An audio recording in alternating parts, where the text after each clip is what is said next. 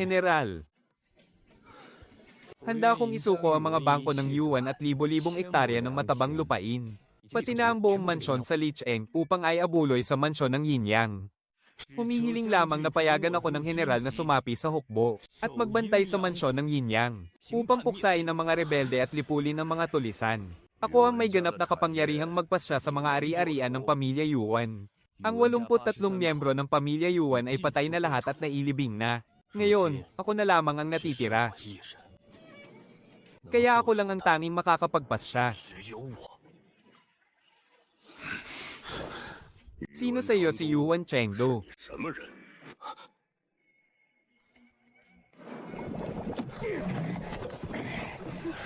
Oo nga, nabasag ng tanggang ito ang aking porselana at nagmamatigas pa. Kapag hindi mo binayaran iyan ng 3 tali ng barya ngayon, papasuhan kita hanggang sa mamatay ka. Jower, iligtas mo ako. Tigil.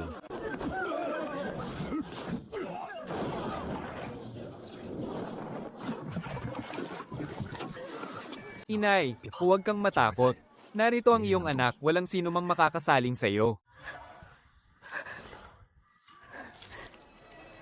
Jower, binilhan ka ni nanay ng tanghulo, kainin mo na ng mabilis.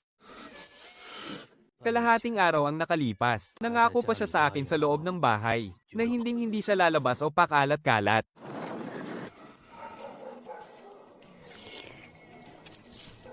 Sa nakaraang buhay ko, isa akong estudyante sa akademya ng militar. Ngunit sa buhay na ito, naging pinakamababang anak sa labas ako ng mansyon ng Yuan. Isang mangkok ng may lasong pagkain, ang kumuha sa buhay ng dati kong katawan, at naging dahilan upang mawalan ng isip ang sarili kong ina. Nagnakaw ka na ng mga ari-arian sa mansyon, nakuha mo pang magsinungaling. Umalis kayo ng baliw mong ina rito sa pamilya Yuan. Nilason, pinagbintangan, at pinalaya sa sariling tahanan. Talagang hindi nila kami binigyan ng pagkakataong mabuhay. Ikaw na bata ka, kumain ka ba ng maayos? Kapag nakakita pa ako kahit isang butil ng kanin, papaluan ko talaga ang mga palad mo. Inay, ubos na ubos po ang pagkain ko. Iyan ang mabuting anak ni nanay. Pagkatapos kong maghugas ng mga pinggan, ibibili kita ng tanghulo. Sa 2 buhay na aking pinagdaanan, siya lamang ang tanging taong tunay na nagmahal at nag-alaga sa akin. Kahit na nawala pa siya sa kanyang sariling isip, siya pa rin ang aking ina. Malapit nang magkagulo sa katapusan ng dinastiyang Soy, at magsisipag-alsa ang mga bayani sa buong kapuluan. Kung walang proteksyon mula sa isang makapangyarihang pamilya, kung gusto kong hawakan ang sarili kong tadhana, makakuha ng karangalan sa digmaan ng tanging paraan. Kumita ng sahod sa militar, makamit ang tagumpay, upang mabigyan ko si ina ng maayos na matitirhan. Jower, mag-ayos ka na ng mabuti. Ina, kapag nasa kalye na tayo, sumunod ka lang ng malapit sa akin. Huwag kang tatakbo kung saan-saan. Susunod si ina sa lahat ng sasabihin mo, Jower. Ipinahahayag ko.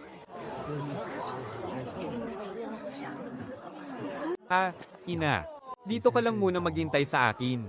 Kapag opisyal na akong nakapasok sa hukbo, ibibili kita ng tanghulo. Sige, magpapakabait ako habang naghihintay sa iyo, Jower. Pangalan, edad, at pinagmulan. Mula sa lalawigan ng Tianshui, si Yuan Zhao, 16 na taong gulang. Mayroon pa po akong isang ina sa bahay. Ang anak sa labas ng pamilya Yuan. Hindi ka maaaring maging sundalo, Alice. Ang edad ko at ang katawan ko ay parehong pasok sa pamantayan. Bakit hindi ako pwedeng sumali sa hukbo? Sinabi nang umalis ka. Kahit kailan, huwag mo nang pangaripang makapasok sa tanggapan ng Yinyang. Ang kapatid ng lola sa mansyon ng Yuan ang pinuno ng mga sundalo sa tanggapan ng Yinyang. Pinalaya silang mag-ina sa mansyon ng Yuan nitong mga nakaraang araw.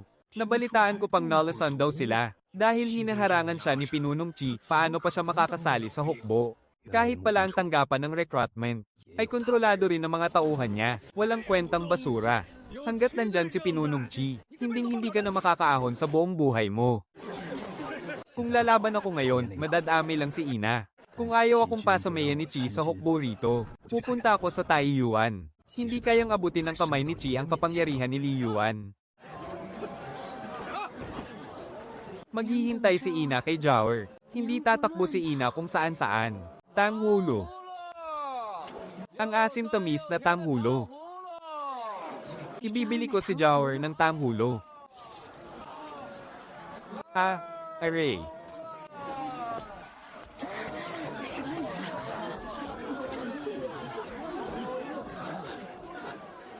Aray. Aray. Hindi ako ang nakabangga sa'yo, hindi mo ako mahahabol.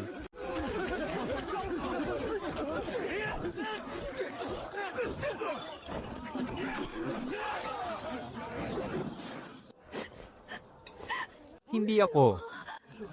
Siya mismo ang kusang lumapit, kung hindi nyo kayang magbayad, humarap kayo sa batas. Kayong mag-ina, ang isa ay baliw. At ang isa naman ay walang kwentang pinalaya sa mansyon ng Yuan. Kapag nabulok kayo sa kulungan, walang magliligtas sa inyo.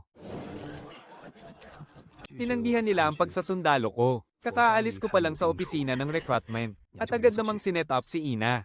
Hindi ito simpleng modus ng pang-e-extort. May taong ayaw tayong paalisin ng buhay sa Licheng. Mukhang talagang ayaw mong magbayad. Sumama kayo sa akin.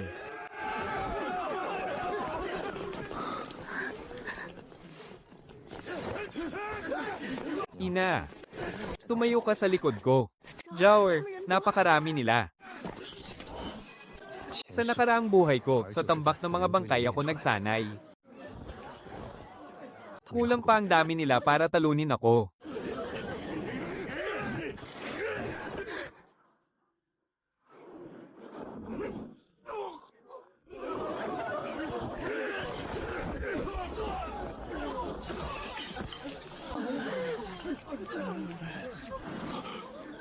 Ang basurang ito, marunong pala lumaban.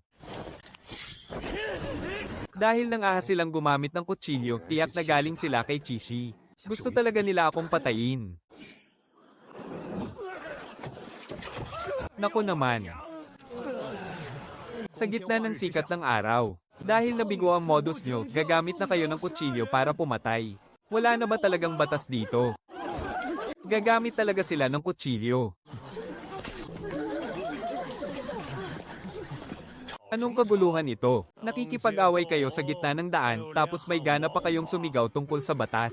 Ginoong sundalo, binugbog kami ng batang ito. At nagtangka pa siyang pumatay, kailangan nyo kaming tulungan at bigyan ng katarungan. Yuan Zhao, sinira mo ang gamit nila nang hindi nagbabayad at nag-amok ka pa dito. Sumama ka sa amin sa korte ngayon din, kung hindi. Wala kayo sa pwesto nyo sa opisina ng recruitment. Nagbihis pa kayo ng sibilyan para lang makialam sa gulo na ito. Masyado namang nagkataon yan. Huwag ka ng maraming Saturday. May dalawa kang pagpipilian, magbayad ka, o mabulok sa kulungan, haha. Bata, huwag kang magmadali. Pwede kitang ipahiram ng pera.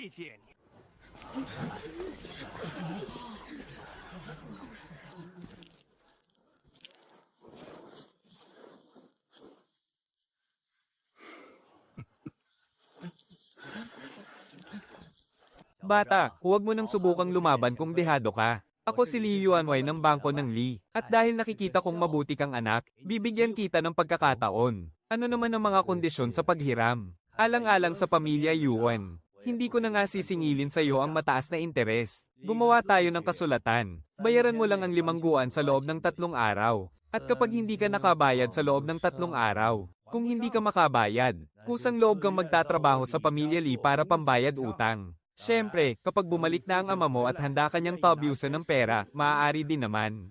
Jower, huwag na tayong mangutang. Hindi nakakain si inay ng tanghulo, sige na. 3 araw, sige, 3 araw. Ilabas mo na ang kasulatan, bilasan natin.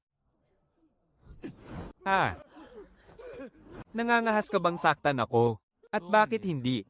Ano ngayon kung saktan kita? Bilis, iabot mo ang tinta at nang mapirmahan ko na. Ayan, lalo tuloy ulo. Dati, magbabayad lang tayo ng pera. Pero ngayon, ginalit mo pa si Don Lee. Siguradong malalagot tayo nito. Haha, mabuti. Napakaganda, hihintayin ko ang bayad mo pagkalipas ng 3 araw.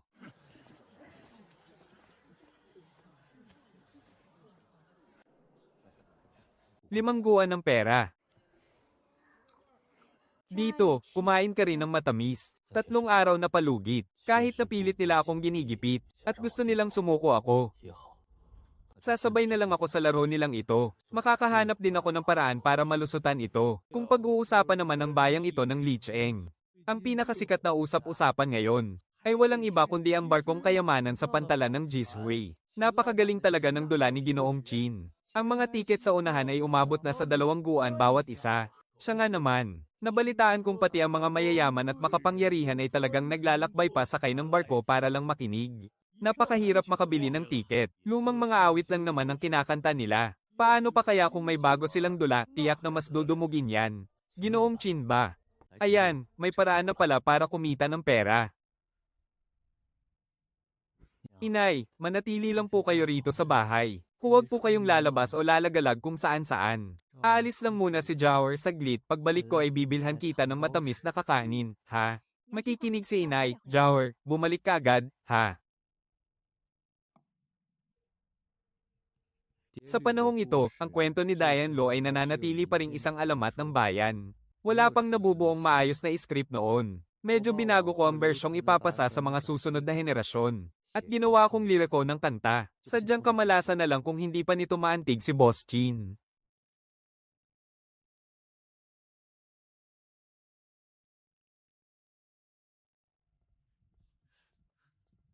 Kapatid, pasensya na sa abala. Mayroon akong isang script na nais kong ipaabot kay Boss Chin. Saan naman galing ang mahirap na batang ito? Sa tingin mo ba ay ganoon kadaling makita si Boss Chin? Umalis ka nga rito, huwag kang hamarang. Kapatid, pagbigyan mo na ako. Kung magugustuhan nito ni Boss Chin, tiyak na may malaking gantimpala para sa'yo. O sige, ibibigay ko ito sa kanya. Pero hindi ko maipapangako kung tatanggapin niya. Maghintay ka muna riyan sa tabi. Maraming salamat, kapatid. Boss, may isang kabataang nag-abot ng script sa labas. Para raw po sa inyo. Kahit sino na lang ba ay magpapadala ng script sa akin. Sabihin mo na wala ako. Paalisin mo na siya. Siya po ang ikatlong anak ng Mans iyon ng Yuan, si Yuan Zhao. Yung kamakailan lang ay Nolason. At pinalaya sa Mans iyon, ang anak sa labas na iyon, si Yuan Zhao. Ang balita-balitang walang silbi at walang alam na iyon. Aawitin sa buong kasaysayan. Labis na minamahal si Shanbo habang buhay na tapat kay Yingtai.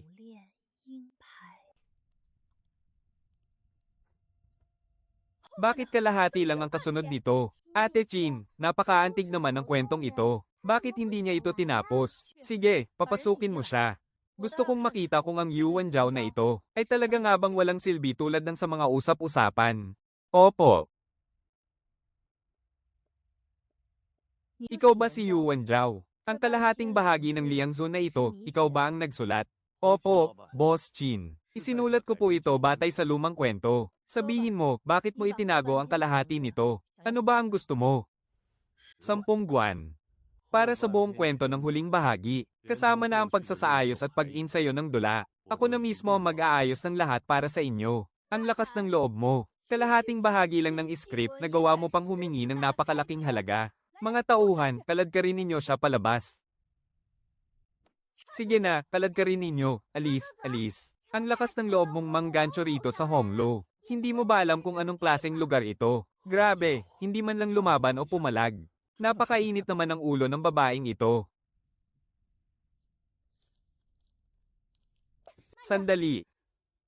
Ang 10 guwan ay sapat na para mabuhay ang isang karaniwang pamilya na may 4 na miyembro sa loob ng 3 hanggang 4 na taon. Napakataas nga ng presyong iyan para sa isang kwento lamang. Ngunit ang isang kwento ay sumasalamin sa puso ng tao. At ang pag-ibig ay walang katumbas na halaga. Sa tingin ko naman ay hindi ka mukhang taong nasisilaw sa salapi, Ginoo. Kung may pinagdaraanan kang hirap, maaari mo namang sabihin sa akin ng tapat. Hindi mo kailangang magtaas ng presyo ng ganoon na lamang. At sayangin ang napakagandang kwentong isinulat mo. Tama po kayo, Binibini. Hindi naman sa naghahangad ako ng labis na salapi, kundi dahil kailangan kong tustusan ang aking may sakit na ina. Ngayong araw, ginitgit pa ako ng mga lokal na mambubulas hanggang sa mawala na ako ng ibang mapagpipilian.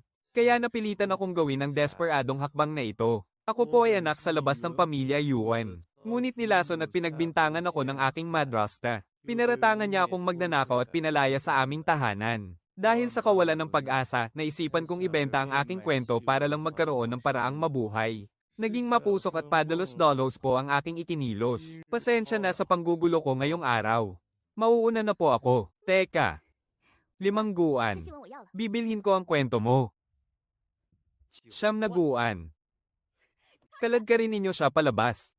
7 guan, hindi ko na pwedeng dagdagan pa. Sige, payag ako.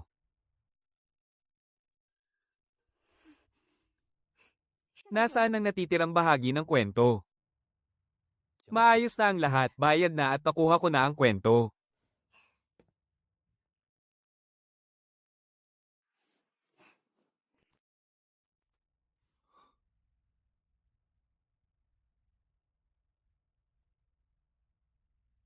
Maraming salamat sa iyong katapatan, Binibini.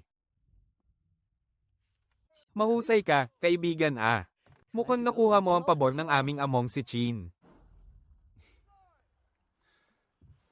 Salamat din sa iyong pag-unawa. Ako nga pala si Yuan Zhao. Kung sakaling mangailangan ka ng tulong ko sa hinaharap, sabihin mo lang sa akin. Walang anuman, maliit na bagay.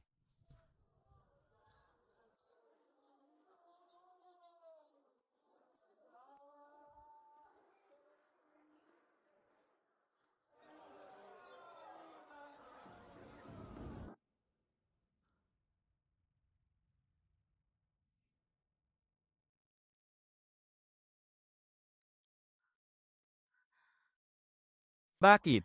Bakit napakalungkot naman ang pagkakasulat nito, nakakadurog ng puso? Bakit ka ba umiiyak? Kung alam ko lang naiiyak ka, hindi ko na sana ipinakita sa'yo. Sinasabi ko nga, 7 guan ang basta na lang nating ibinayad para rito. Dati naman, ang pagbili natin ng mga kwento ay nagkakahalaga lamang ng ilang daang barya.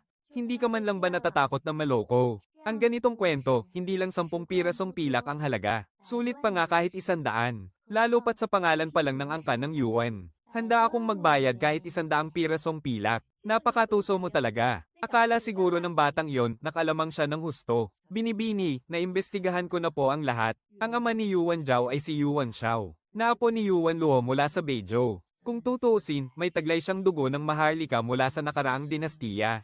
Sinasabing anak lang siya sa labas. Kaya bata pa lang, hindi na siya tinatrato ng mabuti sa mansyon. 15 araw na ang nakalilipas, nilason siya ng pangunahing asawa. Wala sa sariling katinoan ng kanyang tunay na ina at pinagbintangan pa itong nagnakaw kaya pinalaya sila sa mansyon. May isa pa akong nabalitaan. 2 buwan na ang nakalilipas nang umalis si Yuan Xiao para manggalakal. Ngunit 4 na araw na ang nakalilipas nang biglang dumating ang masamang balita. Sinasabing napatay siya ng mga tulisan habang pauwi. Kaya naman ngayon, nag-aayos sila ng burol sa mansyon. Inilihim ng pangunahing asawa ang balitang ito, dahil malamang na hinihintay niyang maibalik ang bangkay bago paghatian ng ari-arian. At wala siyang aitetire kahit kay titing para sa mag-ina. Kaya naman pala nagmamadali siyang makakuha ng pera. Momo, sundan mo siya sa mga susunod na araw para makita kung paano niya ito haharapin. Masusunod po, kung malagay man siya sa panganib. Kailangan ko po bang kumilos? Hindi na kailangan. Kung hindi niya man lang kayang tapatan ng kanyang madrasta, ibig sabihin ay hindi siya karapat-dapat sa ating pansin. Ngunit kung talagang may kakayahan ng batang iyon, hindi pa huli ang lahat para kupkupin natin siya. Binibini, may nakita pa po akong isang kakaibang bagay nang pabalik ako. Ano naman iyon? Pagkababa ni Ginoong Yuan sa bangka, hindi siya dumiretso sa kanyang bahay. Sa halip, nagpunta siya sa kalye Qingxi at kumatok sa pinto ng biyudang si Zhang.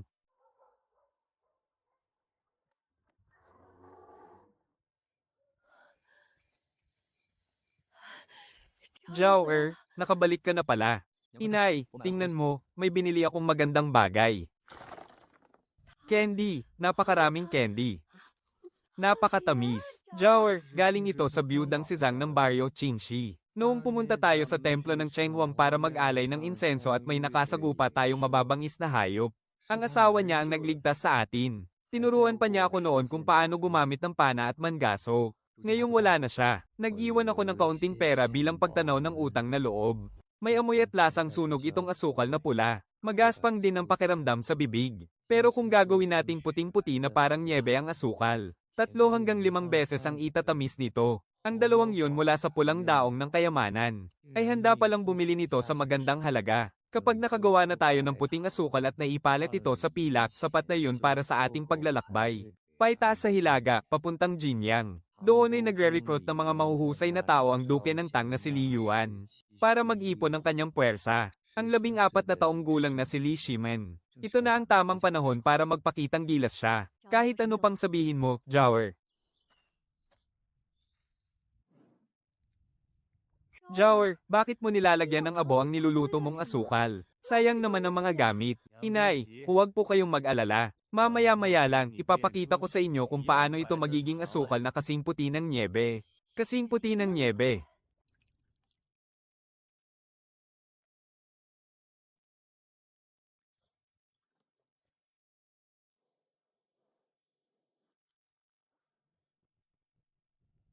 Wow, pumuti nga talaga. 变白了。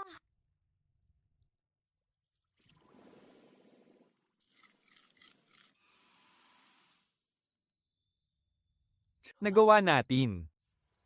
Napakatamis, mas matamis pa kaysa sa asukal na pula. Ang galing-galing mo talaga. Haha.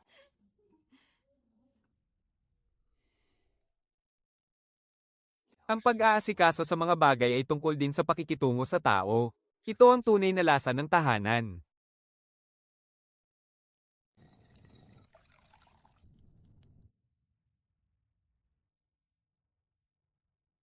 Inay, sa inyo na po itong isang supot. Kapag nakakaramdam kayo ng kaba, kumain po kayo ng isa, ha?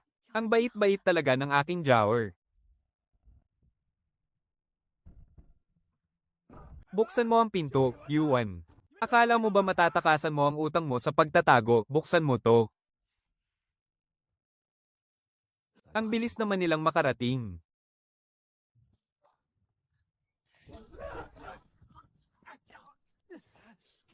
Ang lakas ng loob mong kalampagin ang pinto ko ng pagkaaga-aga. Ano bang balak nyo? Ano?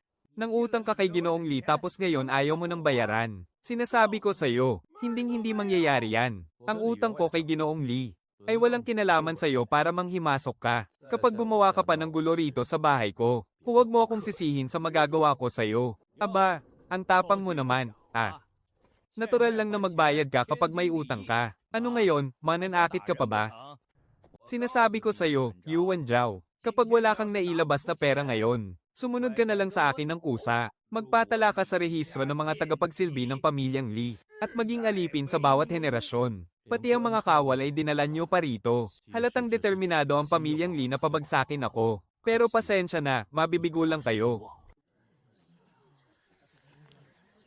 Yuan Zhang, dumating na si Xingjun, hindi ka pa ba susuko? Ang isang walang silbing anak sa labas na tulad mo, ay nararapat lang na mapabilang sa pinakamababang uri simula pa noong isinilang ka, para hindi ka na nakakahiyang makita sa labas.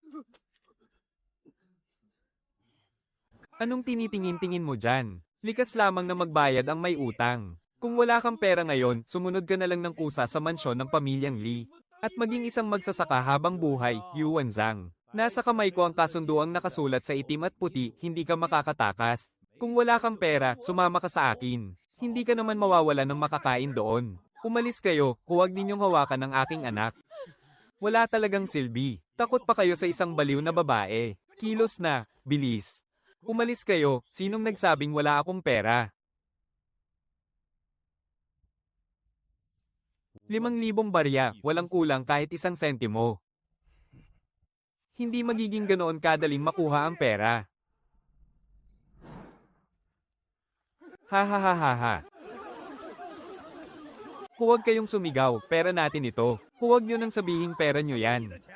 Ang perang galing sa langit, may hati ang sinumang makakita. Sa tingin ko ay wala ka namang kahit ilang daang barya rito.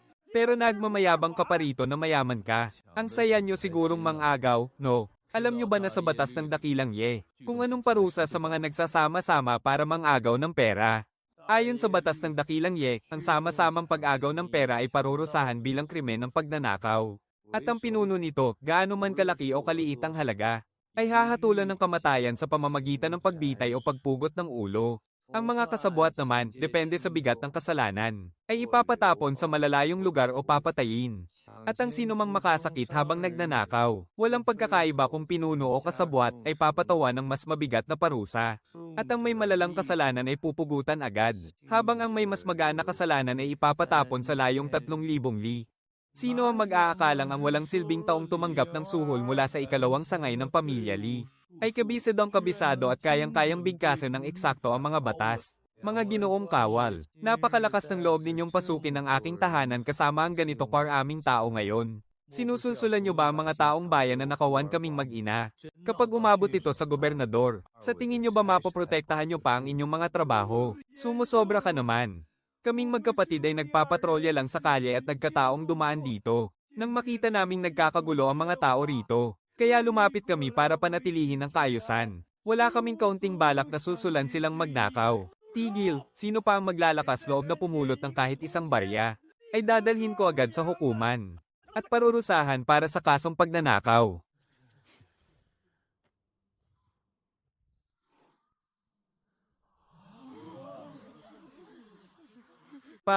Paano ka nagkaroon ng ganyan aming salapi?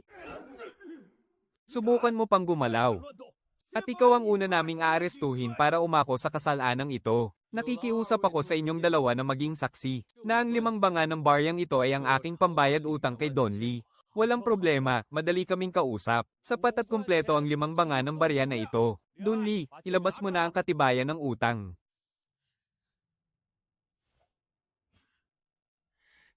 Sandali, hindi pwedeng ibigay ang katibayan na yan.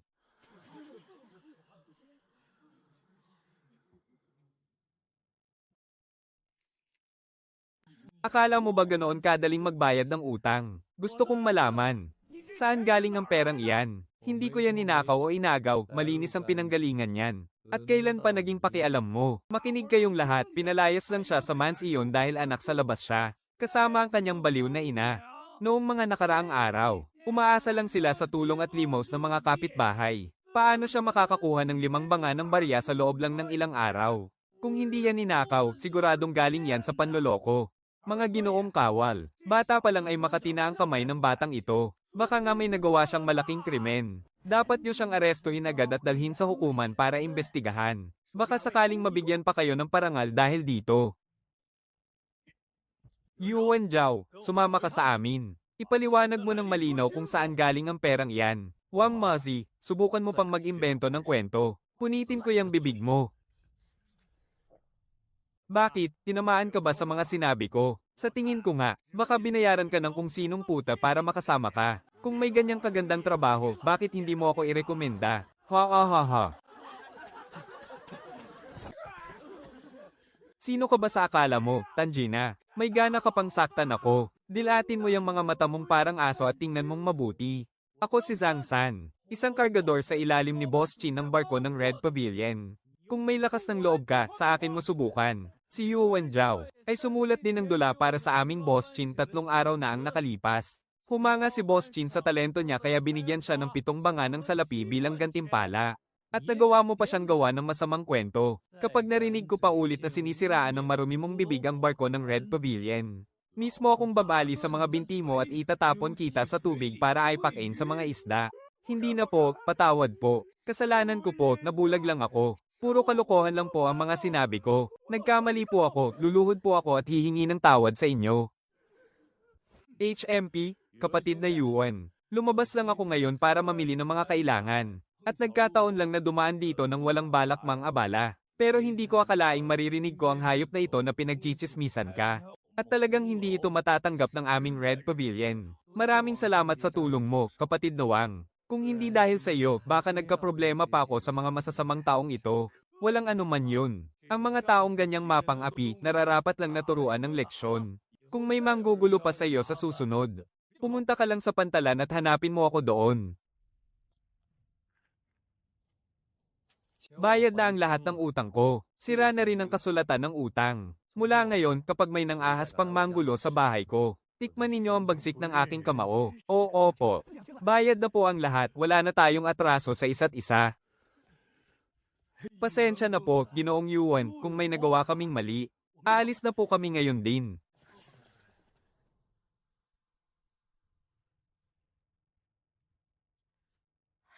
Jower, tingnan mo, sa ilalim ng gilingang bato ay mayroon pa.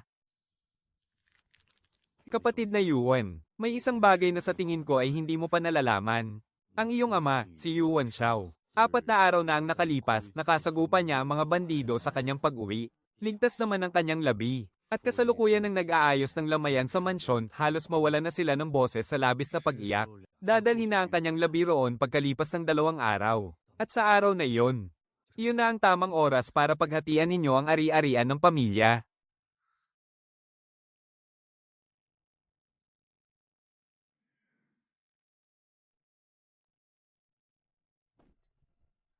Ano, nabigo kayo? Opo, madam. Hindi nagtagumpay si Wang Mazi. Nakisali kasi ang mga tao mula sa barko ng Red Pavilion. Nabayaran ng peseng batang yun ang utang niya gamit ang 7 banga ng barya. Sabi ko na nga ba, ate, napakalambot ng puso mo. Kung ako lang, pinasaksak ko na siya agad. Saan ba kumuha ng lakas ng loob ang hayop na yun para gumawa ng ganyang gulo?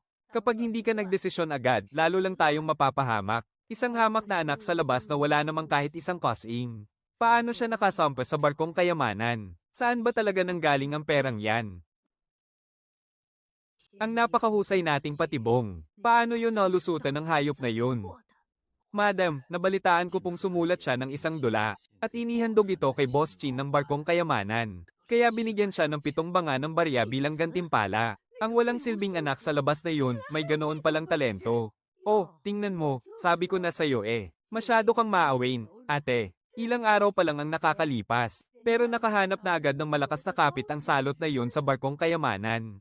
Kapag naghintay ka pa ng 2 araw, may uuwi na rito ang bangkay ng maagang pumanaw mong asawa. Kapag pumunta pa sa burol ang hayop na yun para magluksa. At ayon sa batas ng paghahati ng ari-arian, mapipilitan kang ibigay ang bahagi niya, gusto mo man o hindi.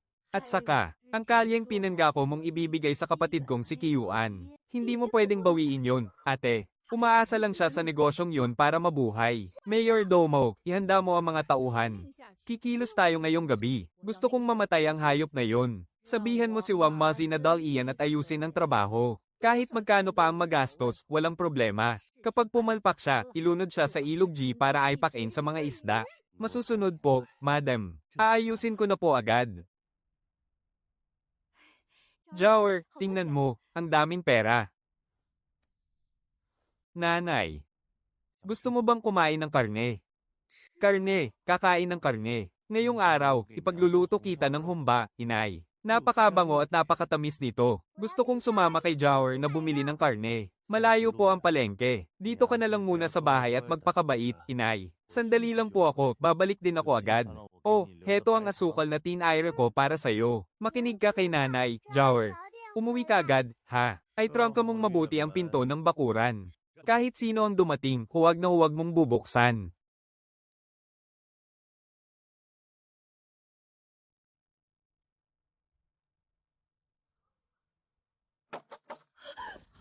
Hindi ko bubuksan. Paulit-ulit mo nang sinasabi yan, inay. Kahit sino pa ang dumating, hindi ko bubuksan.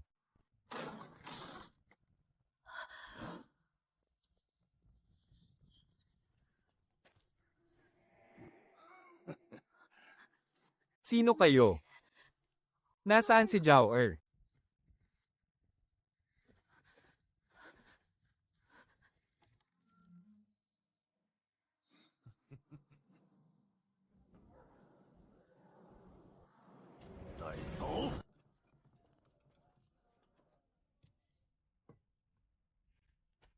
Mukhang magluluto ka ng braised pork, bata. Ito ang sikretong pampalasa ng pamilya namin para sa nilagang karne. Kunin mo ito at gamitin.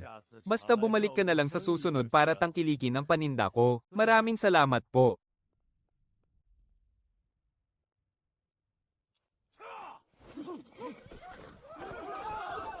Umalis kayo, tabi. Umalis kayong lahat sa daan ko. Ah.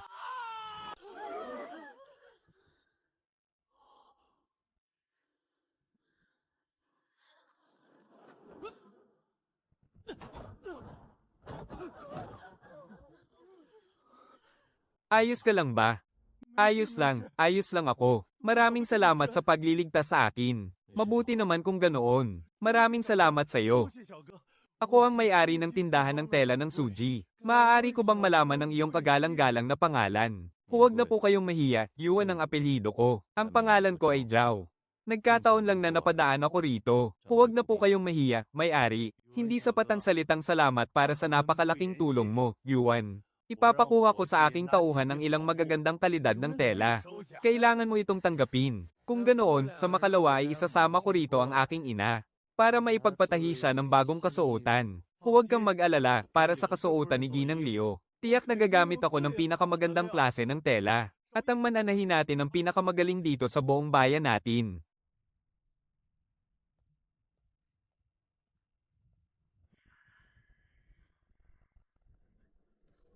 Inay, inay, inay.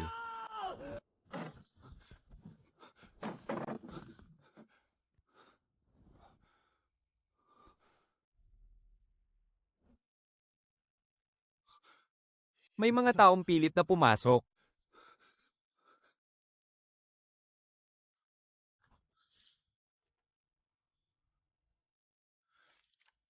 Sa templo ng City God sa labas ng silangang pintuan. Kapag lumampas ang takdang oras, pumunta ka rito para kunin ang bangkay ng nanay mo. Mula kay Wang Mazi. Kapag ginalaw ninyo kahit isang hibla ng buhok ng aking ina, papatayin ko kayong lahat, sisiguraduhin kong magbabayad kayo ng dugo.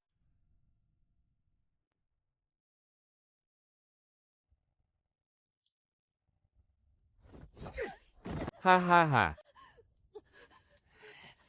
Ang lakas ng loob ng baliw na matandang ito nakagatin ako. Gusto mo na yata talagang mamatay. Tama na yan, bakit ka ba nakikipag-away sa isang baliw? Panatilihin natin siyang buhay para maging pain natin. Kapag dumating na ang anak niya, doon mo na siya gantihan at ilabas ang galit mo. Pumatay lang ng isang walang kwenta, kikita na agad ng 50,000. Napakagandang deal nito. Pagdating ng batang yan dito, babaliin ko muna ang mga binti niya. At pagkatapos, puputulan ko ang mga daliri niya ng isa-isa. At kapag lumuhad na siya para magmakaawa, doon ko natatagpasin ang ulo niya. Ha ha ha ha ha. Huwag ninyong patayin ang aking Jiao. Baliw na matanda, mamatay ka na. Tama na yan. Malapit na ang takdang oras. Dapat nandito na siya.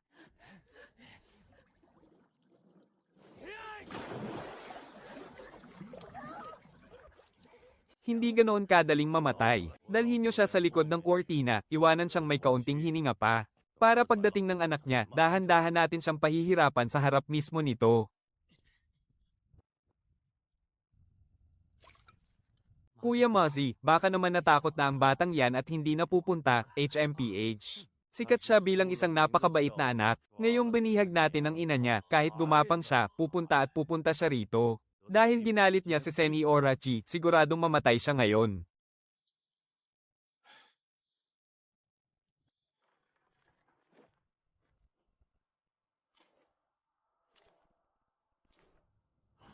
Sino yan?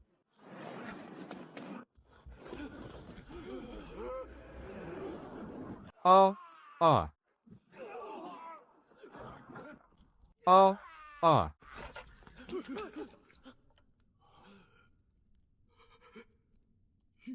Yuan Zhao.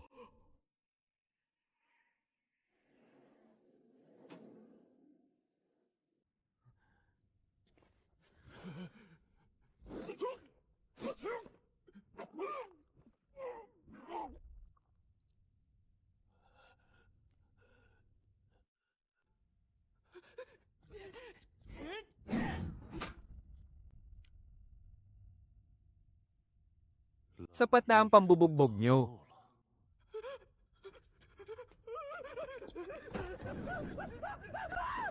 May sunog. Inutil. Bata, mukhang naghahanap ka ng kamatayan.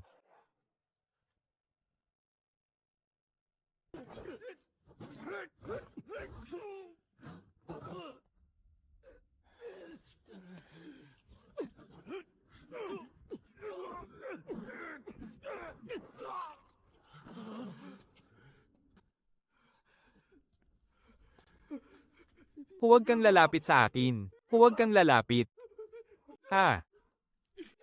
Napakasakit. Magsalita ka, nasaan ang ina ko?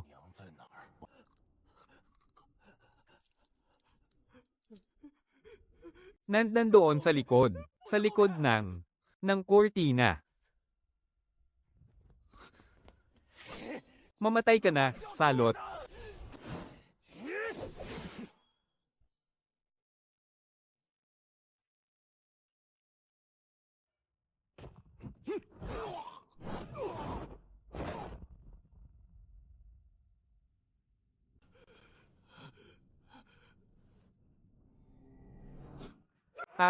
Oh. Papatayin kita. Ikaw at ang baliw mong ina. Mamatay kayong dalawa, hindi kayo palalampasin ni Seni Orachi. Aalis na ako.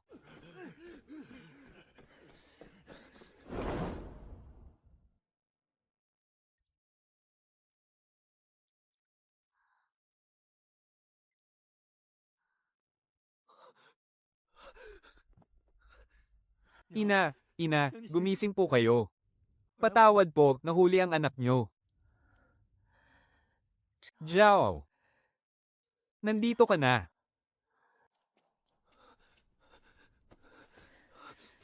Ina, kumapit po kayo. Iuuwi na kita. Paglulutuan kita ng masarap na asadong karne. Bibilhan kita ng napakaraming asukal. Huwag ka nang umiyak, Zhao. Sa buhay na ito ni ina. Sapat na sa akin na mayroon akong ikaw. Naaalala mo pa ba noong bata ka pa? Buntot ka ng buntot sa akin habang tumatakbo tayo sa buong kabundukan. Tumatakbo ka habang sumisigaw ng ina. Noong mga oras na iyon, naisip ni ina, siguradong magiging matagumpay ang aking Zhao paglaki niya. Siguradong bibigyan ko si ina ng magandang buhay balang araw. Zhao. Heto, kumain ka ng asukal. Kapag matamis na ang lasa, hindi ka na malulungkot. Matamis nga. Pero bukod sa dulo ng aking dila, walang kahit isang bahagi ng katawan ko ang nakararamdam ng init. Ina.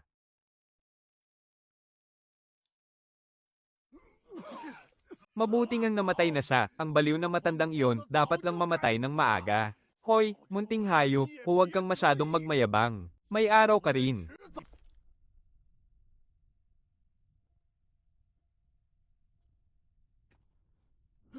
Anong ginagawa mo? May lakas loob ka ba talagang patayin ako?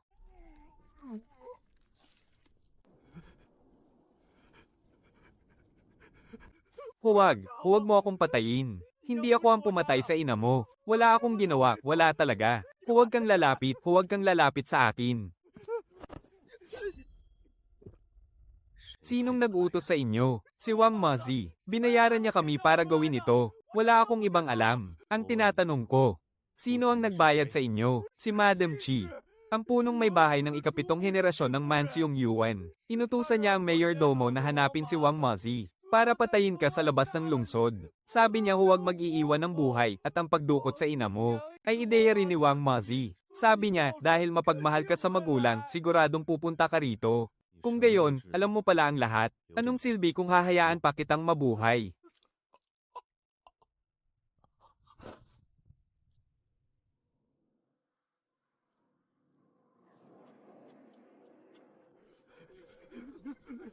Huwag mo akong sisihin kung naging mamamatay tao ako.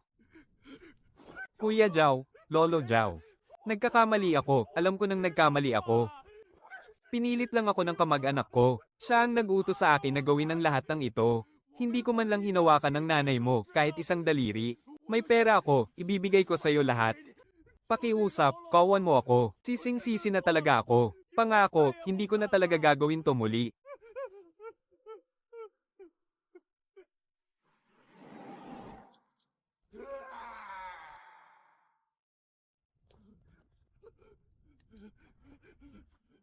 Kuya Zhao, Lolo Zhao, huwag mo akong patayin, magpapakaalipin ako sa'yo.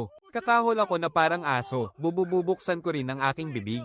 Sasampalin ko ng napakalakas ang sarili ko. Lahat ng ito ay dahil sa masamang babaeng si Madam Chi. Siya ang nag-utos sa aking gawin ito. Isang kasabwat ka lang. Hindi ako ang mastermind. Oo, opo, si Madam Chi ang tunay na mastermind.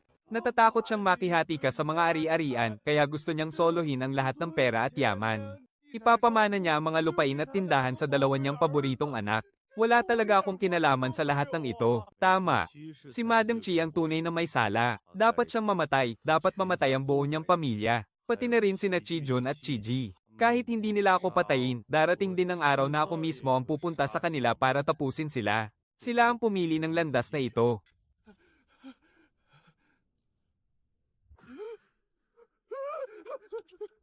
Huwag kang lalapit, hindi ako ang mastermind.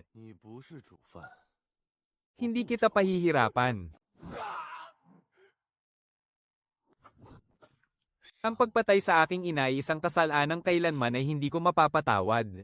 Ngayong araw, ako, si Yuan Zhao, ay nanunumpa rito. Na sa buhay na ito, papatayin ko si Madam Chi. Ang utang na dugo ng buo nilang pamilya ay babayaran din ng dugo.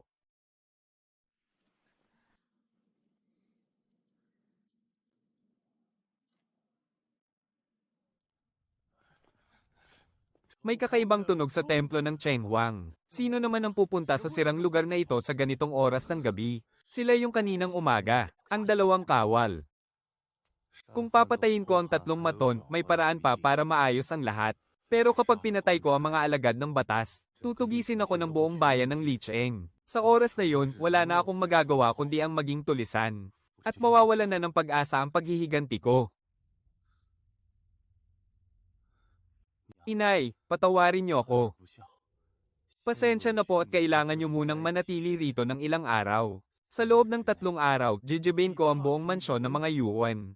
Para si Madam Chi at ang lahat ng nagpahamak sa inyo, ay bumaba sa kabilang buhay para humingi ng tawad sa inyo.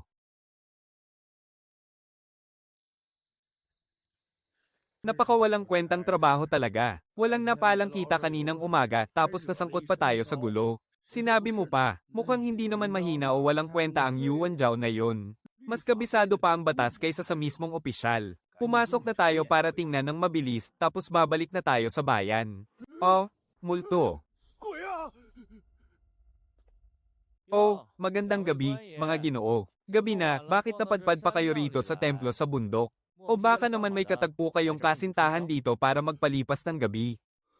Zhang San, anong ginagawa mo rito sa nakatatakot na lugar na ito? Huwag yun ang itanong. Nawawala kasi si Shaoli, ang pusa ng may-ari ng barko namin. Inutusan niya akong hanapin ito. Mahilig kasi sa amoy ng insenso ang pasang yun. Hinanap ko na sa buong paanan ng bundok, kaya nagbakasali na lang ako rito. Gusto niyo bang pumasok din at tulungan akong maghanap, mga Ginoo? Kapag nahanap natin, bibigyan ko kayo ng tig-20 barya para sa inyong pagod. Sino namang may kailangan sa kaunting barya mong yan? Alice, Reyes dito, huwag kang panggulo rito. Kapag may nangyaring masama, ikaw ang mananagot. Mag-iingat po kayo sa daan, mga Ginoo.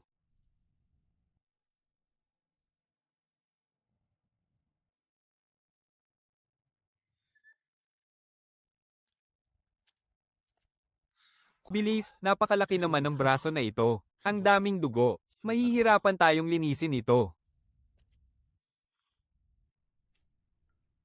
Momo, nilalamig ng husto ang katawan niya. At may pinsala sa kanyang puso. Wala na siyang palso at hindi na humihinga. Hindi na natin siya maisasalba. Matatag din talaga itong si Yuan Zhao. Pero hindi ko alam kung makakayanan niya ang pagsubok ng 7 buhay na ito.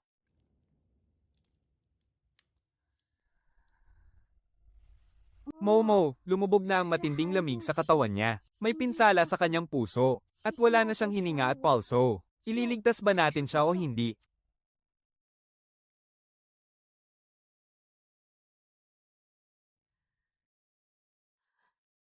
Tulungan mo siyang maupo.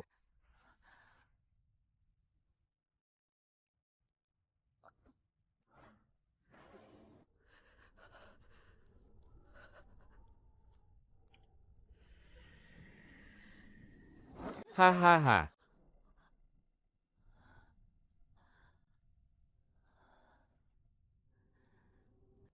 Momo, buhay siya.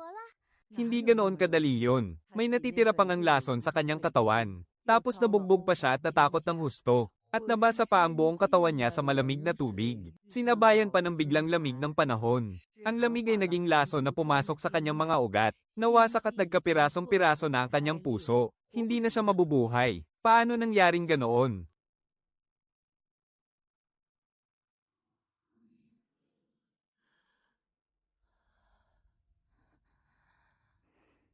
Ginamit ko lang ang gamot para mapanatili ang huling hininga niya, at pansamantalang pinawi ng aking panloob na lakas ang lamig sa labas ng kanyang katawan. Pero napinsala ang kanyang mga ugat ng enerhiya. Kung walang pambihirang gamot na dahan-daang magpapagaling sa kanya, hindi niya kakayaning makaligtas ngayong gabi. Dalhin muna natin siya pabalik sa Baochuan para ipatingin kay Binibini. Baka sakaling may pag-asa pa siyang mabuhay. HMM. Siguradong may mahusay na gamot si Boss Chin sa kanyang mga kamay.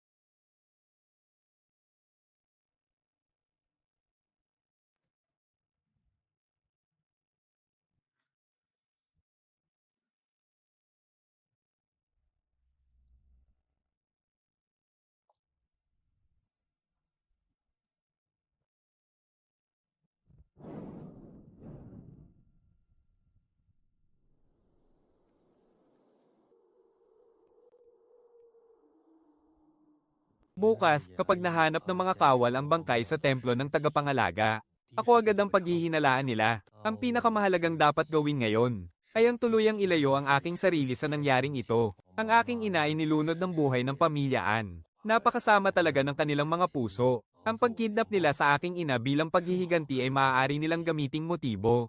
Sa loob ng 3 araw, 38 mga tagabantay at 12 ng mga katulong at utusan. Saka, kaming mag-ina na pilit na papasok sa siping. Tiyak na hindi yon uubra. HMPH. Hindi ba takot kang hatiin ko ang pamilya at agawin ang ari-arian? Sige, gagamitin ko ito bilang pagkakataon upang ipadala ang buo ninyong pamilya sa impyerno.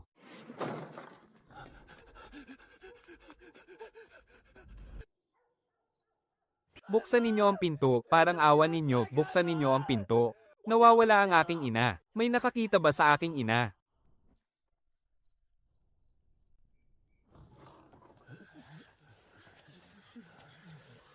Bakit ka ba umiiyak na parang multo sa kalagitnaan ng gabi? Kapag nag-ingay ka pa, babaliin ko ang mga binti mo. Hindi mo man lang mabantayan ang baliw mong ina. Ano ngayon ang silbi ng pangungulit mo sa amin? Nagmamakaawa ako sa inyo, tulungan ninyo akong hanapin ang aking ina.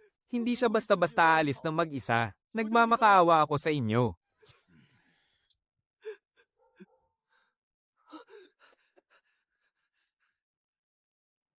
Hala, hindi ba tiyan ang daan patungo sa lihim na pamilihan? Nabalitaan ko na sa lihim na pamilihang iyon, kahit anong impormasyon ay maaari mong bilhin. Gusto niya kaya talagang bilhin ang impormasyon tungkol sa kinaroroonan ng kanyang ina. Ha! Ha ha!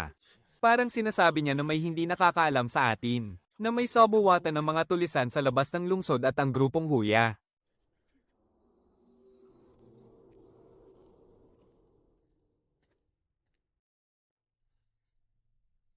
Napansin niyo ba, ang batang iyon mula sa pamilya Yuan. Mula nang bumalik siya noong hating gabi kamakalawa, hindi na siya muling lumabas ng bahay. Kadalasan sa ganitong oras, kasama na niya ang kanyang baliw na ina na namamasyal sa kalsada. Oo nga, tama ka. Kahapon, nang bumangon ako sa hating gabi para umihi, nakarinig pa ako ng tila kalabog mula sa kanyang bakuran. Napakakilabot talaga. Sa tingin ko nga, malabong mahanap pa ang baliw niyang ina. Baka sa sobrang trauma, nagtago lang yun sa loob ng bahay at tuluyan ng nabaliw.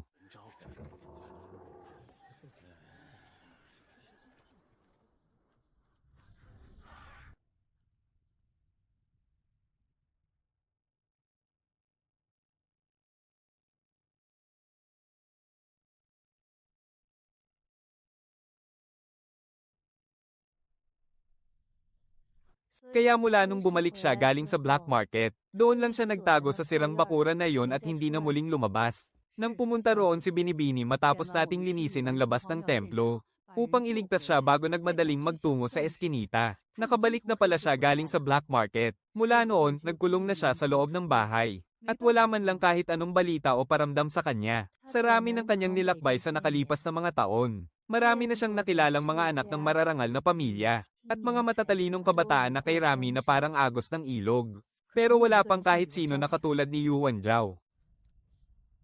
Para siyang nababalutan ng makapal na hamog, na talagang hindi mo kayang basahin o unawain. Ate Chin, ang baliw niyang ina, may pag-asa pa ba siyang maligtas?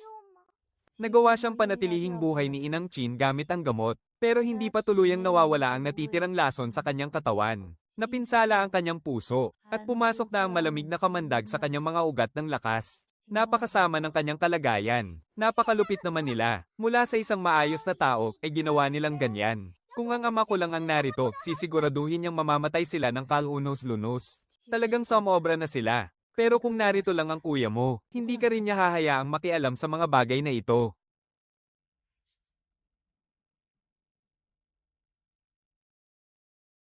Ang pinakaugat ng kanyang sakit ay ang malamig na kamandag sa kanyang mga ugat ng lakas, at may natitira pa ring lason sa kanyang utak mula nung siya ay lasunin. Para mailigtas siya, kailangan nating ayusin ang kanyang mga ugat at alisin ang lason sa katawan. At kung gusto nating tuluyan siyang mapagaling, kailangan nating gawin ang dalawang ito ng sabay. Di ba nabanggit mo na noon ang tungkol sa yelong damo, ate? Mabisa nga ang yelong damo para sa kanyang sakit. Meron nga rito sa barko, pero hindi yun sapat. Dahil kahit ang pamilya Chin ng Bohai ay walang ganoong car aming imbak nito. Ang dami nang nagamit natin sa nakalipas na 2 araw. Kung ibebenta sa merkado ay nagkakahalaga ng hindi bababa sa 20 banga. At saka, hindi ito tuluyang gagaling sa isang gamutan lang. Kailangan natin itong gamitin ng mahabang panahon para dahan-daang painitan ang kanyang mga ugat. Upang unti-unting maalis ang lason at mapanumbalik ang kanyang lakas. Sa kaunting imbak lang natin dito sa barko, mapapahaba lang natin ang kanyang buhay ng hindi hihigit sa 1 buwan. Ang maglabas ng ganoong kaalagang halamang gamot, para lang iligtas ang baliw na ina ng isang hamak na anak, talagang hindi patas ang puhunan sa makukuha mong kapalit. Pero kung ang pag-uusapan ay ang halaga ni Yuan Zhao, marahil ang taglay niyang pambihirang talino, sa gitna ng magulong mundong ito, ay mas may silbi pa kaysa sa isang buhay ng tao. Pasok. Binibini, narito po si Yuan Zhao. Nasa baba po siya ng daungan at sinabing may mahalaga siyang pakay sa inyo. Ano naman ang ginagawa niya rito sa ganitong oras? Huwag mong sabihing narito na naman siya para magbenta ng mga kwento. Itinanong ko po, Binibini. Pero hindi po niya sinabi, ang gusto lang daw niya ay kausapin kayo ng harapan. Halika, magkita tayo sa silid-aklatan para harapin siya. Gusto kong makita kung ano ang binalak na naman ng mapaglihim na lalaking iyan.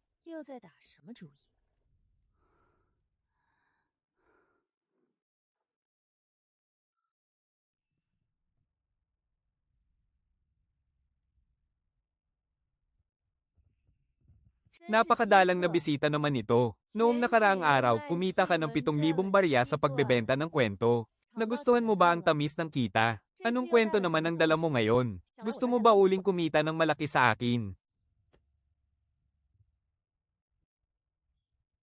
Nagpapahiwaga ka pa talaga.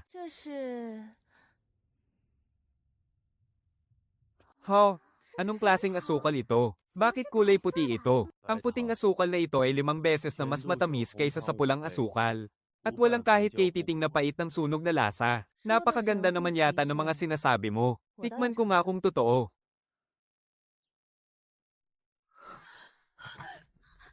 Gaano karami ang ganitong asukal na mayroon ka? Bibilhin ko ang lahat ng iyan. Ang tamis. Bakit ganoon ito, Kat Ames? Ipagpaumanhin mo ang aking kawalan ng galang. Ginoong Yuan, magkano mo ibebenta ang puting asukal na ito? Gaano karami ang kaya mong gawin sa bawat araw? Mahirap ba ang paraan ng paggawa nito? Basta't ibigay mo sa pamilya Chin ang eksklusibong karapatan na ibenta ito. Ikaw na ang magtakda ng kahit anong presyo na gusto mo. Masyadong batid ni Chin Shuang ang tunay na halaga ng puting asukal na ito. Kapag inilabas na ito sa merkado, siguradong sisikat ito sa buong bansa. Gagamitin man ito para mapalapit sa mga makapangyarihang pamilya, o para kumita ng napakaraming ginto at pilak. Pareho silang mabisang sandata na walang kapantay. Hindi ipinagbibili ang puting asukal na ito. Nagpapahabol lang siya. Nagtatayo ng sariling imperyo mula sa wala. O baka naman gusto mong gamitin ang impluensya ng pamilya Chin para labanan si Chishi. Kung hindi ito ibinibenta, ano naman ang gusto ni Ginoong Yuan? Hindi naman siguro kayo nag-abalang magpunta rito para lang magbigay ng sample at paglaruan ako. Napakabata pa niya, pero napakarami ng pakana. Kung gusto mong gamitin ng pamilya Chin, dapat handa ka ring magamit pabalik. Hindi ipinagbibili ang puting asukal. Kailangan lang akong tulungan ni Pinunong Chin na maghatid ng isang liham. Isang liham lang. At kapalit na nyo ng eksklusibong supply ng puting asukal. Hindi ganoon ka-simple yon. Sabihin mo na, ano pang mga kondisyon ang gusto mo. Buksan mo lamang ang sobre ngayong gabi sa oras ng high. Ipadala ito sa tamang oras sa itinakdang lugar ayon sa nakasulat sa loob. Kapag nagawa mo yan, ang buong paraan ng paggawa ng puting asukal ay ibibigay ko sa iyo ng kusa. Akala niya, ang pinakamalaking makukuha niya ay ang pangmatagalang kasunduan sa supply. Ngunit hindi niya akalain na ibibigay pala ng kabilang panig ng direkta ang mismong sikretong paraan ng paggawa. Tama. Basta't ihatid ni Binibining Chin ang liham gaya ng napagkasundoan. Mapapasa iyo ang paraan ng paggawa. Isa lang ang hiling ko. Hinding-hindi mo dapat buksan ang liham na ito bago sumapit ang takdang oras.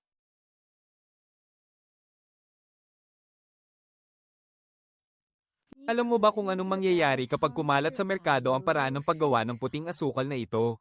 Napakalaking kayamanan at kita ang may dudulot nito. Ibibigay mo lang ng ganoon kadali ang salita ng isang maginoo, ay hindi na mababawi pa kapag nabitawan na. Nais kong gamitin ang paraang ito para makipagkaibigan sa iyo, Pinunong Chin. Napakadangal ninyo, Ginoo. Makakaasa kayong makakarating ng liham sa tamang oras. Sa susunod, kung may kailangan kayo o maharap sa anumang suliranin, asahan ninyong laging handang tumulong ang Honglo ng walang pag-aalinlangan. Nako, nakalimutan kong sabihin sa kanya na ang nanay niya ay nasa barko pa natin. Huwag kang magmadali. Hindi pa natin sigurado sa ngayon kung kaya ng pamilya Chin na magbigay ng walang katapusang supply ng halamang bingpo. Kapag binigyan natin siya ng pag-asa tapos ay bibigwin lang din natin, mas masakit pa yon kaysa sa walang alam. Zhang San.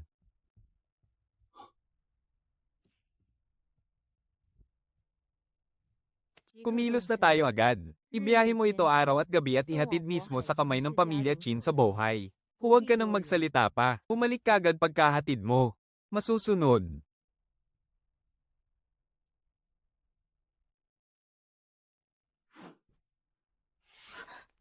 Ate, malinaw niyang sinabi na sa oras ng high lang to pwedeng buksan. Isang mayabang na bata lang naman siya. Paano ako papayag na paikutin niya lang sa kanyang mga daliri?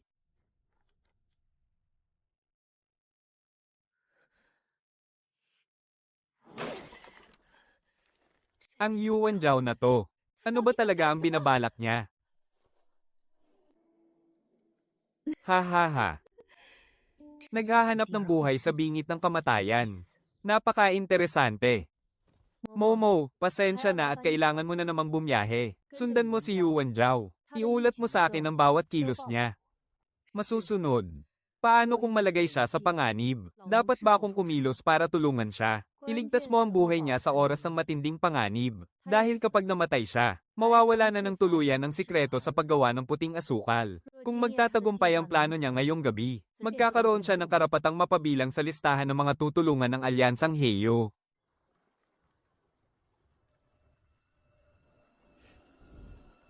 Inutusan mo akong hanapin si Chen Wei para maghatid ng sulat, pero hindi ko gagawin yan. Bibigyan ka ni ate ng isang malaking regalo.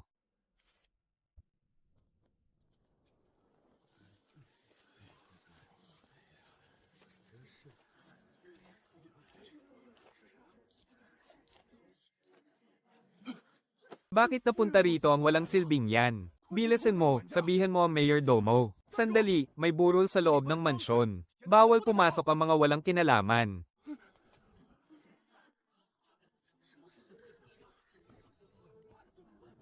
Ikaw talaga. Siya ang ikatlong ginoo ng pamilya Yuan. Hindi ba't sinasabi nilang isa lang siyang duwag na madaling maapi? Napakalakas ng kanyang presensya, hindi siya pwedeng maliitin. Ang lakas ng loob mo, nangangahas ka bang gumawa ng gulo sa harap ng pintuan ng mansyon? Isang bastos na alipin, sumisigaw sa sarili niyang amo. Kahit mapatay ka sa bagbog, nararapat lang sa'yo.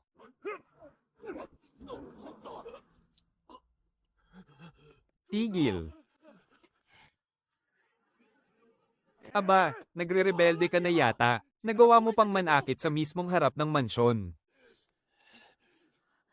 Isang alipin ka lang, anong karapatan mong lumaban sa akin? Nangangahas ka pa talagang bastyusan ng iyong amo. Ikaw.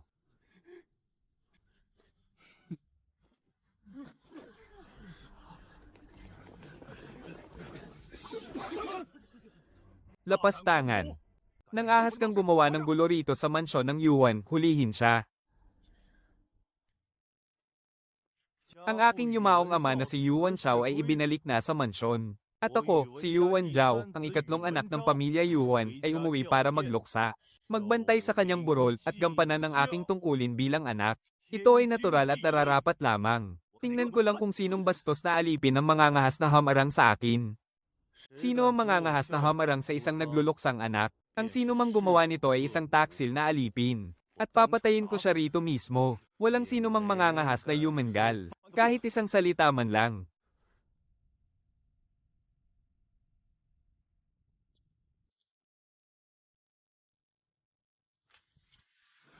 May malinaw na linya sa pagitan ng amo at alipin. Ang pagpatay sa sariling amo ay isang malubhang krimen na may parusang pagpugot ng ulo.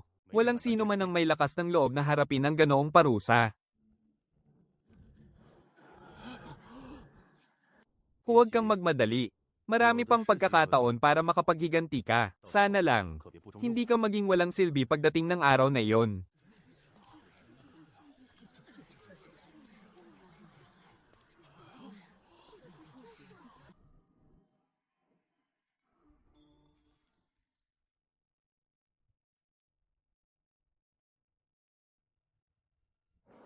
Oh, Yuan Zhao, hayop ka. Matagal ka nang pinalayas sa mansyong ito. Anong karapatan mong tumapak dito? Umalis ka rito, ang isang walang silbing tulad mo ay walang karapatang magluksa para kay ama. Kapag gumawa ka pa ng gulo, babaliin ko ang mga binti mo. Bilasan nyo, kalad ka rin ninyo palabas ang ulol na asong ito. Ang apelyido ko ay Yuan. Ako ang pangatlong anak ng pamilyang Yuan. At ikaw, isa ka lamang pangunahing asawa. Noong nabubuhay pa si ama, hindi ikaw ang nagpapatakbo ng pamilyang ito. Ngayong kamamatay lang ni ama, lalong wala kang karapatang palayasin ako. Ang pagbabantay ng isang anak sa burol ng kanyang magulang ay isang sagradong tradisyon sa buong imperyo ng Soy. Ang pagpapalayas mo sa akin sa harap ng maraming tao, at ang pagpigil sa akin na magbigay galang kay ama. Ano ba talaga ang masamang balak mo? Bakit ba kayo nag-iindi rito? Hindi pa man lang lumalamig ang bangkay ng aking bayaw. Gusto niyo ba siyang umalis ng may hindi mapayapang kalooban? At ikaw naman. Kailan pa naging tama na palayasin ng madrasta ang nagluluksang anak? Kayo namang mga nakatatandang kapatid. Bumalik ang inyong nakababatang kapatid para magluksa. Bakit niyo siya pinagbabantaang saktan o patayin? Nakalimutan niyo na ba ang pagmamahalan at respeto bilang magkakapatid? At ikaw rin, manatiling tahimik at sagrado sana ang bulwagang ito. Pag-usapan ninyo ito ng maayos. Mga tauhan, bigyan ninyo ng insenso ang pangatlong Ginoo.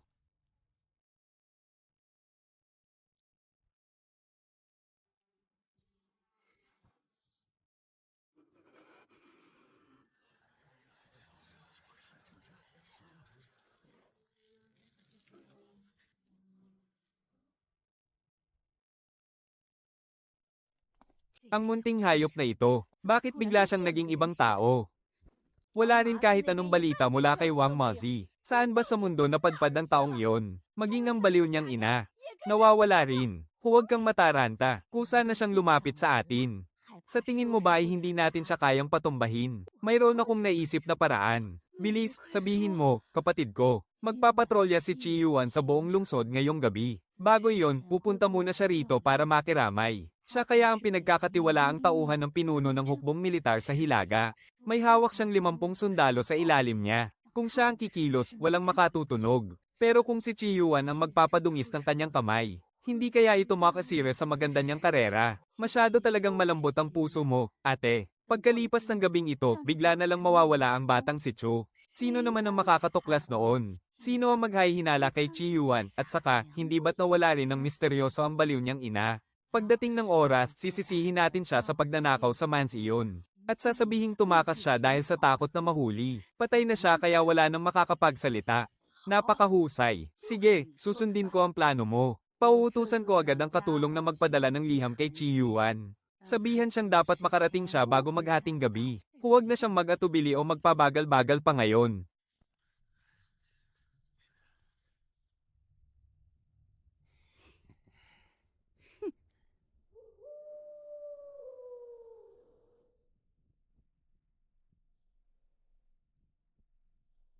Maiwan ko muna kayo, pupunta lang ako sa palikuran. Babalik din po ako agad.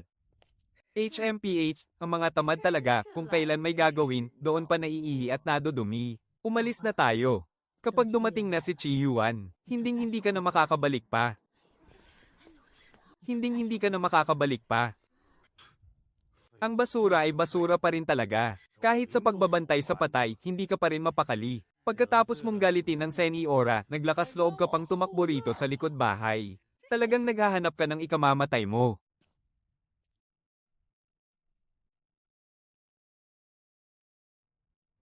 Hindi naman talaga siya dapat ang nagbabantay ngayong gabi, kundi dahil lang sa natalo sa sugal ang panganay na senyorito at sa kanya ibinaling ang galit nito. Kaya siya ipinatapon sa nakakatakot na lugar na ito para lang magbantay. Oh, hindi ba ito ang ikatlong senyorito? Bakit ka nandito sa likuran sa halip na nakaluhod doon sa burol? Gusto mo bang tumakas ng patago? Kung gusto mong dumaan, pwede naman. Gumapang ka muna sa pagitan ng mga hita ko. Kapag natuwa ako sa paggapang mo, palalampasin kita. Dati pa rito sa loob ng mansiyon. Lagi na niyang inaapi ang ikatlong senyorito dahil anak lang ito sa labas. Iniisip niyang pwede niya ulit itong paglaruan ngayon para mailabas ang inis niya. Ikaw.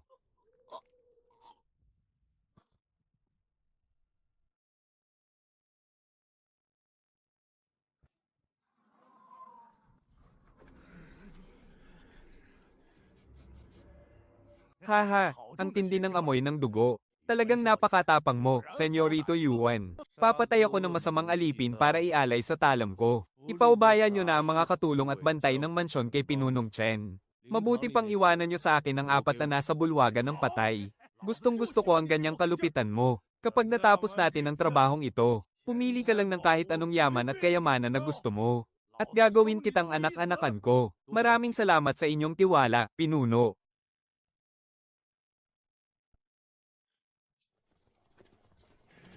Hahaha, totoo nga pala ang mga sabi-sabi. Na matagal nang may sabuwatan ng mga tulisan at ang gobyerno. Kung hindi, bakit napakaraming armadong pasakal ang nagtatago sa eskinita sa likod? Bakit walang sino mang sumisiyasat sa kanila?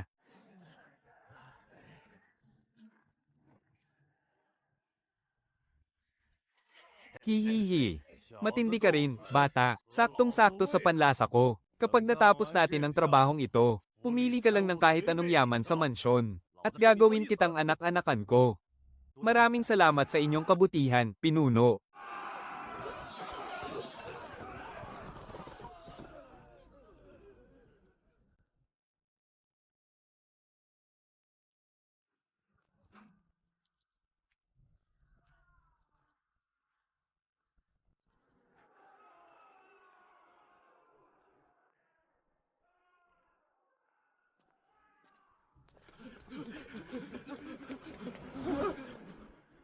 Para sa kanila. Ang ikatlong ginoong anak sa labas, ay ang dati pa ring walang kwentang sunod Sonyer na hinahayaan lang silang saktan at litin siya. Inutil. Sumama ka sa akin, narito na ang mga tulisan. Gagamitin kita para iligtas ang sarili kong buhay.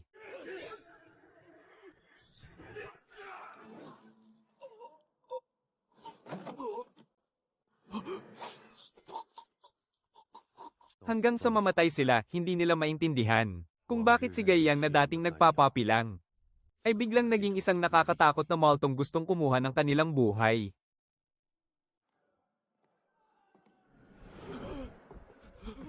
May patayan, may pinatay ang ikatlong ginoo.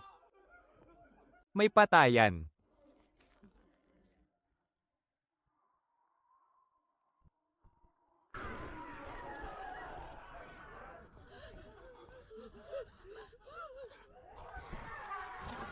Hala, anong gagawin natin? Talagang pumapatay ang mga tulisan. Napakaraming dugo.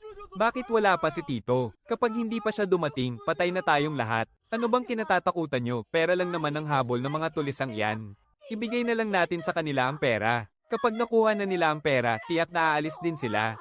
Malapit nang dumating ang 50 sundalo. At sa oras na yon, walang makakatakas kahit isa sa mga tulisang ito. Sandali, narinig ko kanina na may sumisigaw, na pumapatay din daw ang inutil na yon. Hindi kaya totoo ngang siya yon. Paano namang mangyayari yon? Noong pinagbintangan ko siyang nagnakaw, pinunit ko ang kanyang mga aklat, at itinapon ko ang pagkain niya sa lupa para tapakan. Wala man lang siyang lakas ng loob na umimik. Paano naman siya mangangahas na pumatay? Sa sobrang takot niya, wala siyang nagawa. Isa siyang walang kwentang duwag. Kagaya lang siya ng hampas lupang yun, parehong maagang mamamatay. Kapag nakaalis na ang mga bandido, ipapalasap natin sa kanya ang bagsik natin. Seniora, Tia, at kayong dalawang kuya. Dito lang pala kayo nagtatago. Naghihintay pa si Ina sa kabilang buhay. Sumunod na kayo sa kanya. Oh, Wencheng, patawarin mo ako, nagkamali ako. Patawad, nagkamali talaga ako. Sila ang may gustong magtago rito. Kapatid, pinilit lang kami ni Ina. Itinuring ka naman naming tunay na kapatid palagi. Ang paglalagay ng lason, lahat yon ay plano ni Ina. Si Hao Wanshan at si Tia, laging panig sa'yo. Panlilinlang lang ang lahat ng yan. Ang makamandag na babaeng yan, siya ang gustong pumatay sa inyong mag-ina. Pinigilan ko naman siya noon. Pinuno, seryoso ba kayong ampunin ng batang ito bilang anak? Napakalupit naman ng mga pamamaraan niya. Parang tunog ng palakol na bumabaon sa buto ang narinig ko kanina. Bata pa ang batang ito. Pero napakalupit ng ugali niya.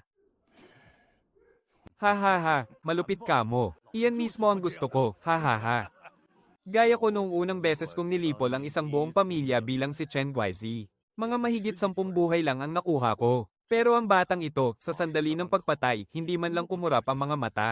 Tiyak na may mararating ang batang ito balang araw. Ang kulang na lang sa kanya ngayon ay isang pagkakataon. HMP. At ako ang magiging pagkakataon na yon.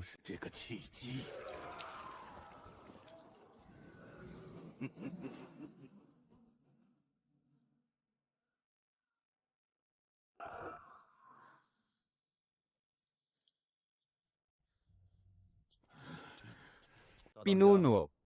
Nalinis na ang lahat ng iba pang tao sa mansyon.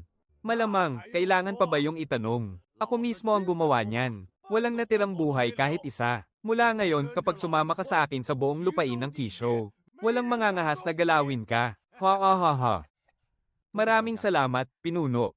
Marami ba sa mga kapatid natin ang naligas o nasugatan? Wala lang ang kaunting bawas na yan. Lahat naman sila ay mga kapatid natin. Sige na, ilabas ninyo ang lahat ng ginto, pilak at mga kayamanan sa mansyon para mabilang.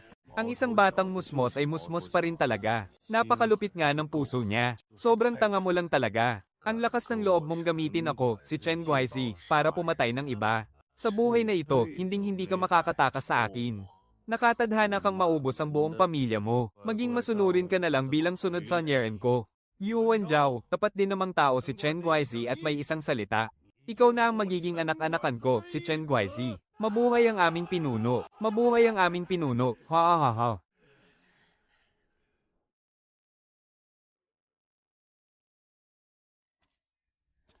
May isa pa sana akong hiling. Sabihin mo lang, kahit ano pa yan, papayag ako. Gusto ko sanang hiramin ang ulo mo. Pansamantala.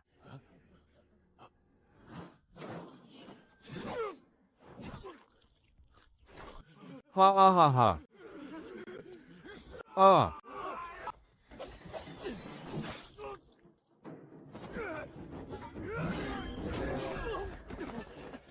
Anong ginagawa mo? Tadterin nyo ng tagaang hayop na yan. Ang lakas ng loob mong saktan ng aming pinuno, naghahanap ka ba ng kamatayan?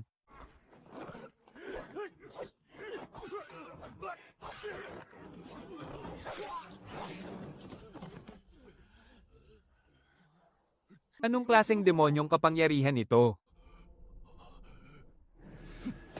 Hayop ka. Tatadterin kita.